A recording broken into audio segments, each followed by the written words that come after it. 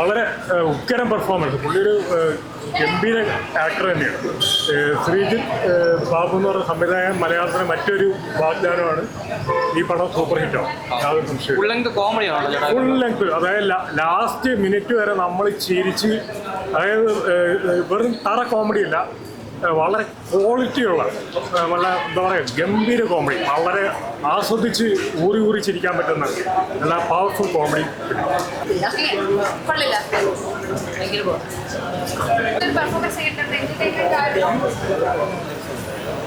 നമ്മള് റോഡ് അടിക്കൂല,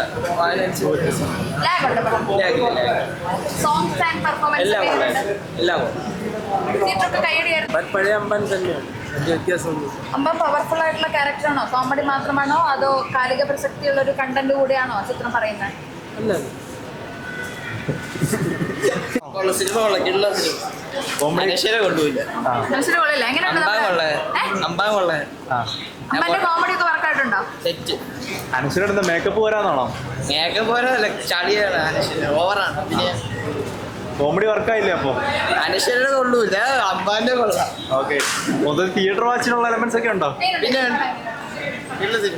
ഭയങ്കര കോമഡി പൊട്ടിച്ചിരിപ്പിക്കുന്നതൊക്കെ ഉണ്ടോ? യൂത്തിന് എല്ലാവർക്കും വർക്കാവോ?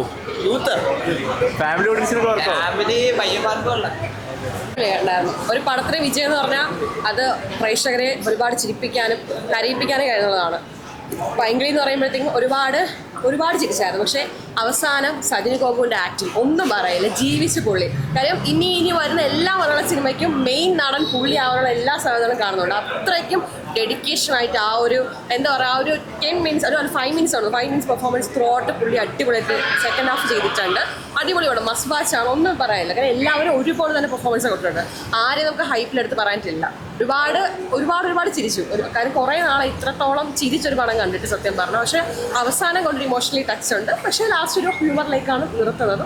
മസ്റ്റ് വാച്ച് ആണ്. അനശ്വരയുടെ പെർഫോമൻസ്, അനശ്വര വരുന്ന എല്ലാ സീൻസിലായാലും അത്രയും ചില ഇടയ്ക്ക് ചെറിയൊരു ലാഗ് ഫീൽ ചെയ്തെങ്കിലും അനശ്വര വരുന്ന സമയത്തൊക്കെ ഭയങ്കര, അതായത് അനശ്വര ഇപ്പോൾ എടുക്കുന്ന എല്ലാ സ്ക്രിപ്റ്റ്സും അറിയാമല്ലോ സൂപ്പർ ഹിറ്റാണ്. അതുപോലെ തന്നെ പൈങ്കിളിയുടെ സ്ക്രിപ്റ്റ് തിരഞ്ഞെടുക്കുന്നത് അടിപൊളിയായിട്ടാണ്.